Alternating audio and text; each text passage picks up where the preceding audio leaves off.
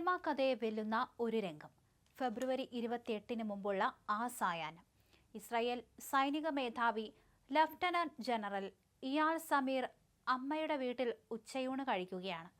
ആ നിമിഷം ആ മേശയ്ക്ക് ചുറ്റുമിരുന്ന ആർക്കും അറിയില്ലായിരുന്നു അടുത്ത മണിക്കൂറുകളിൽ താൻ ലോകചരിത്രം തിരുത്തിക്കുറിക്കാൻ പോവുകയാണെന്ന്.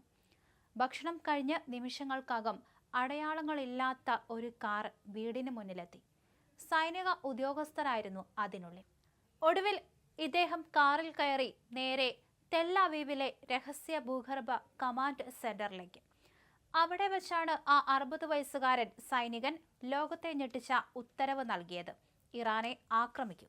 അന്ന് ഇറാനിലെ പരമോന്നത നേതാവ് ആയത്തുള്ള അലി ഖമേനിയെ വധിക്കാൻ പോലും ഉത്തരവിട്ടെന്ന് ന്യൂയോർക്ക് ടൈംസ് റിപ്പോർട്ട് ചെയ്യുന്നു. പ്ലാൻ നടപ്പിലാക്കാൻ അനുമതി നൽകുന്നു. ലക്ഷ്യസ്ഥാനങ്ങളിൽ ആക്രമണം നടത്തുക.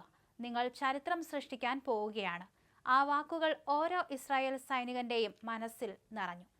ഹമാസ് ആക്രമണത്തിന് ശേഷം സൈന്യത്തിന്റെ തലപ്പത്തെത്തിയ ഈ മനുഷ്യൻ വെറുമൊരു പട്ടാളക്കാരനല്ല, തന്ത്രജ്ഞൻ, രഹസ്യ നീക്കങ്ങളുടെ രാജാവ്, കർക്കശക്കാരൻ. പ്രധാനമന്ത്രി ബെഞ്ചമിൻ നെതന്യാഹുവിനോട് പോലും സ്വന്തം അഭിപ്രായങ്ങൾ വെട്ടിത്തുറന്നു പറയുന്ന, ആരെയും കൂസാത്ത പ്രകൃതം.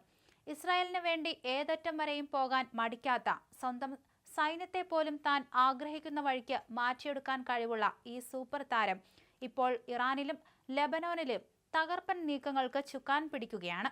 ഗസയിലെ മനുഷ്യാവകാശ ലംഘനങ്ങളെ പോലും തന്ത്രപരമായി ന്യായീകരിച്ച് സമ്മർദ്ദം ഇല്ലാതാക്കാൻ ശ്രമിക്കുന്ന ഇദ്ദേഹത്തിന്റെ ബുദ്ധികൂർമ്മത അത്ഭുതപ്പെടുത്തുകയാണ്. യുദ്ധകളങ്ങളിലെ അനുഭവ സമ്പത്തും പ്രതിരോധ മേഖലയിലെ അക്കാദമിക് അറിവും ഒത്തുചേരുമ്പോൾ ഇയാൾ സമീർ ഒരു ശക്തി കേന്ദ്രമാവുകയാണ്. ഇസ്രായേലിന്റെ ഈ ഗെയിം ചേഞ്ചർ അടുത്തതായി എന്ത് നീക്കമാണ് നടത്തുക?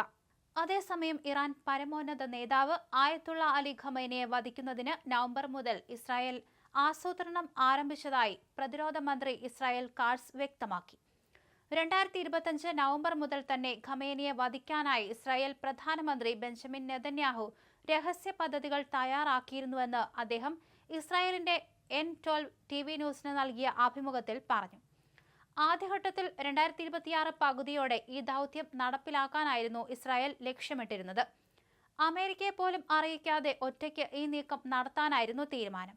എന്നാൽ ഇറാനിൽ പൊട്ടിപ്പുറപ്പെട്ട ശക്തമായ ഭരണവിരുദ്ധ വികാരങ്ങൾ ദൗത്യത്തിന്റെ വേഗത വർദ്ധിപ്പിക്കാൻ കാരണമായി. ഈ അനുകൂല സാഹചര്യത്തിലാണ് അമേരിക്കയും ഇസ്രായേലും ചേർന്ന് അതിശക്തമായ സൈനിക നീക്കത്തിന് ഇറാനിൽ തുടക്കം കുറിച്ചതെന്ന് കാട്സ് വ്യക്തമാക്കി. അതേസമയം ഇറാനെ തീർക്കാതെ പിന്നോട്ടില്ല എന്നാണ് അമേരിക്കയും ഇസ്രായേലും ഉറപ്പിച്ച് തീരുമാനമെടുത്തിരിക്കുന്നത്. അതുകൊണ്ട് തന്നെ വരും ദിവസങ്ങളിലും ആക്രമണം രൂക്ഷമാകാനുള്ള സാധ്യതയുണ്ട്. പശ്ചിമേഷ്യ നിലവിൽ കത്തി നിൽക്കുന്ന ഒരു നിമിഷമാണ് കടന്നുപോയത്.